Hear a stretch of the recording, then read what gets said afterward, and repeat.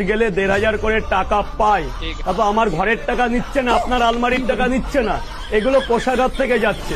দোষটা কোথায়? ছেলেটা তুমি আমি তো দিচ্ছি না। আপনারা জানেননি কোষাগারের ভিতরে টাকার গাছ আছে, সেখানে টাকা ফলে? আপনারা কি জানেন? শুনুন পকেট পরোটার কাছ থেকে। কোষাগার থেকে টাকাটা যাচ্ছে, টাকাটা আপনার কাছ থেকে টাকাটা কাটছেনি। কোষাগারে টাকার গাছ আছে, সেখানে টাকা ফলে, সেই টাকা মাসে 1500 করে দিবে। মানে এরকম খারাপ দিন আসবে আমি ভাবতেও পারিনি। একজন পকেট পরোটা আমাদেরকে জ্ঞান দিবে, বেকার ভাড়া দিচ্ছে, সেই টাকাটা কোষাগার থেকে আসছে। আপনার আমার পকেট থেকে দিচ্ছে না, আমার ঘর থেকে কাটছে না। কি আর বলবো।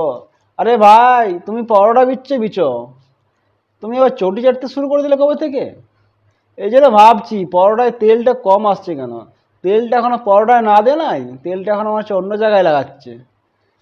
এটাই হচ্ছে ব্যাপার। চটি চটিটা একটু কম চাটো, চটি চাটো একটু কম চাটো, চটিটা অতিরিক্ত মাত্রায় চেটে ফেলেছো, বুঝলে? পরোটা বিচো, পরোটা বেচে বেশ ভাইরাল হয়েছো।